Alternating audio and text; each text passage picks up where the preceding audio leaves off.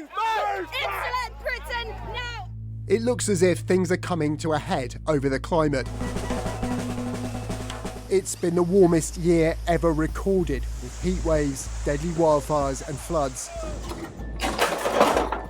But tensions have been heating up over how fast and how fairly we should act on climate change. Who are you to stop me and my child going about a day? I'm desperate about the future for young people. They're coming across as dictators. What's your problem here? You're my problem, actually. We need to listen and understand why they feel so angry. Is society really split over climate? Or are we just watching the UK's green ambitions colliding headlong with the reality of delivering them? Something certainly shifted. 2 years ago in Glasgow, there could have been no doubt over where we were headed. If we don't get serious about climate change today, it will be too late for our children to do so tomorrow. But after promising to accelerate the net zero agenda, the government has now decided to slow things down. It cannot be right for Westminster to impose such significant costs on working people, especially those who are already struggling to make ends meet.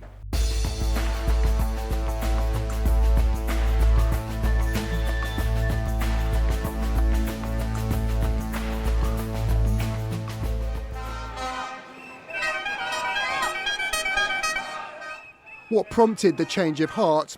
Well, London's Ultra Low Emission Zone has a lot to do with it. More accurately, the vocal campaign against its expansion. It's this opposition to which Conservatives credited their unexpected by-election win in Uxbridge in July.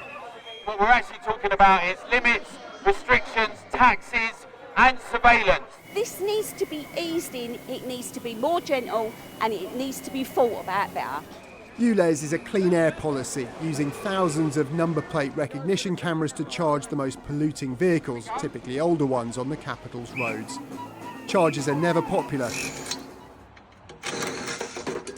but only ULEZ prompted the emergence of a masked vigilante group, the Blade Runners, destroying enforcement cameras. With the Mayor and the government backing it, being fully prepared to roll it out and continue to roll it out, I and others have taken it upon ourselves to take down what they install. This Blade Runner agreed to speak with us anonymously.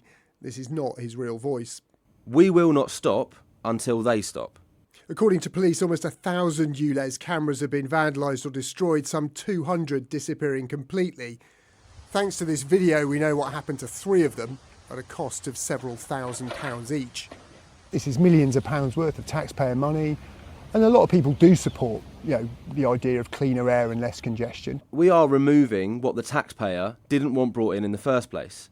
I take this risk, and we all take this risk of a physical prison today to fight against the virtual prison of tomorrow for our children and our children's children. The true Blade Runners are, as I describe them, they are a pack of lone wolves, right? We're not just Stop Oil, right? We are fighting this on the back of our own resources and our own gumption.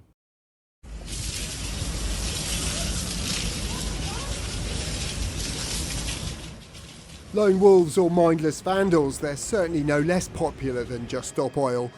Road-blocking protests by them and Insulate Britain put them on a collision course with furious motorists. My son is 11, he needs to get to school and I need to get to work. So move out the way. Last year, Sherilyn Speed was banned from driving for a year for trying to push protesters out of the way with her Range Rover. The women she assaulted were also prosecuted for blocking the road.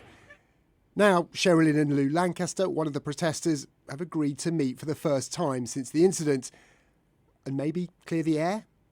I have to hold my hands up. I did do wrong and I had to just accept whatever come my way. I just felt like, who are you to stop me and my child going about a day? No disrespect, but that's how I felt at the time. We need to get the message out there, though, and unfortunately, the media is the way we get the message out. The media is they only like drama. They only like things which basically, so we have to wake people up. It's like, wake up, everybody! Look what's happening. And I have no right to block you personally from what you're doing. I absolutely agree with that, but I do believe that civil resistance can make a difference. Do you feel, because of the actions of people like Lou, that you are less likely to care about climate, environment issues if someone came to you and said vote for this? Less likely, yeah, absolutely. I was speaking for so many people in the country that messaged me after that happened saying the same thing. You know, they wouldn't want to get behind it because it's really frustrating. Given the government's recent shift in position, is doing things the way you did them actually harmed your cause rather than helped it? I don't think so, because we're actually talking about it. Whereas if we hadn't done anything, maybe nobody would be talking about it.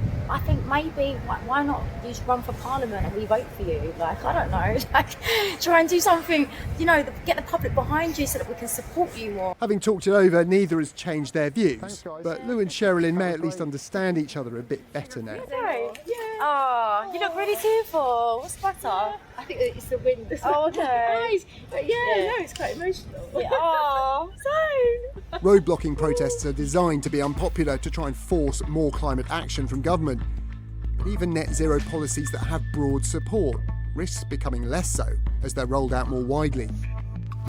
After going round and round on the issue for years, the Westminster government now supports expanding onshore wind power, bringing it into step with Scotland, where it's had long-term support.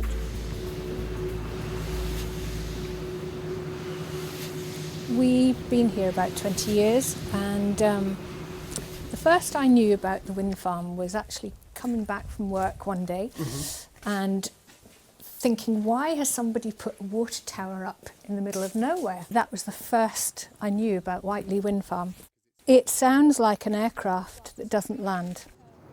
Whiteley is the UK's largest onshore wind farm, generating on a good day more than enough electricity for all the homes in the city of Glasgow. But to do that, it occupies as much land as Dundee. I was just absolutely shocked, to be honest. I couldn't believe the size of it. Yeah. I mean, which would you rather have? A forest of steel and things with flailing arms, or would you rather have green trees and unspoilt landscapes? Well, the truth is, the majority of people across the UK support wind farms, even if those living next door might not. They don't ask the people who live next to the turbines what their views are. They ask people who live in London, people in urban areas. We are providing the electricity for people living in cities. Yeah. That's the reality of it. We get the adverse effects. We don't get any compensation in any form. There are some communities where wind turbines are basically, bought in by the community. They're community owned. Fantastic. I would not vote for a party which allows industrial scale wind turbines to be put up unless there was community support. If there's an overarching theme uniting all the different tensions that we've seen in the various net zero policies and ideas that we've looked at, it's the idea of there not having been a conversation, that people don't feel listened to, that these policies are being imposed upon them rather than developed, with them very much part of the process.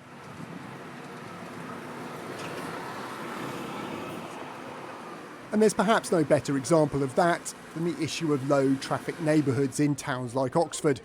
Pedestrianising streets and adding parking restrictions, LTNs aim to reduce car journeys in certain areas. To their proponents, car-free zones in cities embody the win-wins of a low-carbon society.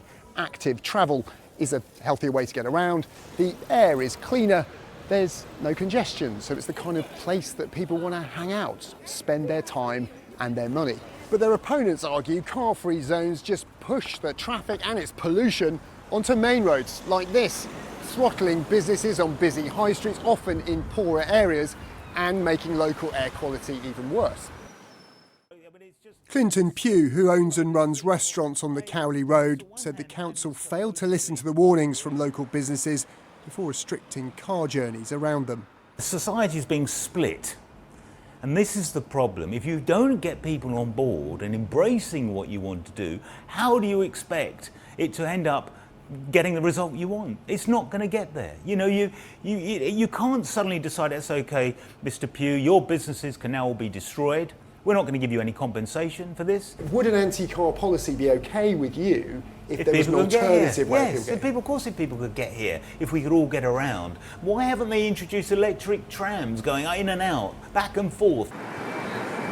So can things be different if people are included in the conversation?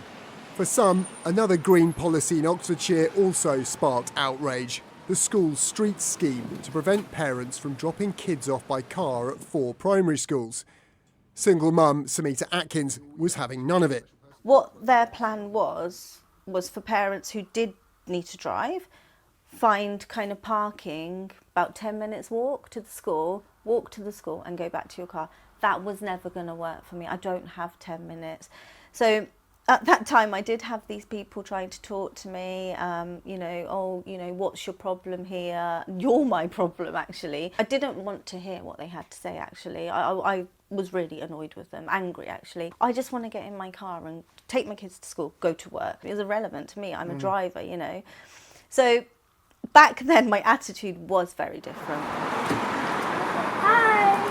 What rode to the rescue was the primary school's bike bus scheme, led by parent volunteers who collect children from home and cycle them in. Every day, parents asking, can my child join the bike bus? And now it's a question of capacity. It was Laura who talked several parents, including Samita, round. The scheme even loaned her girls bikes from a school bike library and taught them how to ride.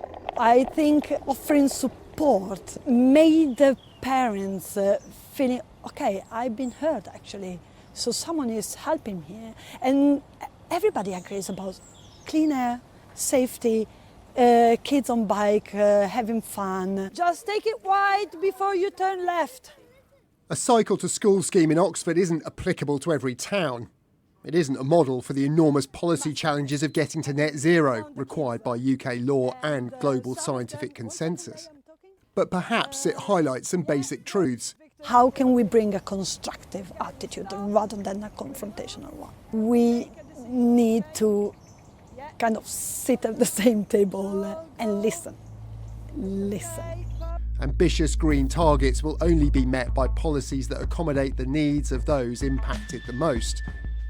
If not, the current gap between net zero ambition and reality will be filled by increasing frustration and resistance.